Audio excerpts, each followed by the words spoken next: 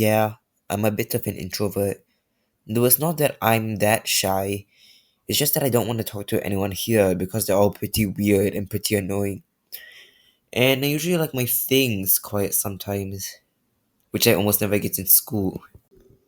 Like this story when I was 11, I never got any silence on the bus.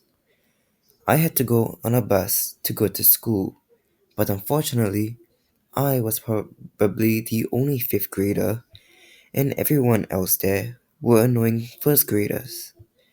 They played a game where every time they saw a bus, they would shout bus or say the number of the bus.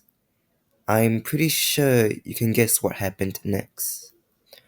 Or they would play a game where they would make annoying shooting noises and shoot the buses. Once again, we came across many buses, and then can figure out what happened next. So, for an entire year, I never had any sorts of peace in the bus on my way to school, but I did have some fun after finding out their weakness. Light! Every time I find them annoying, I find a bus's light and turn it on.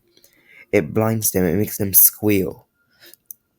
It's not quiet, but it's nice to hear their suffering, which in a way is music to my ears. Though unfortunately, I just cannot do it all the time. I just don't want the bus driver telling me off for turning it on and or distracting him from driving.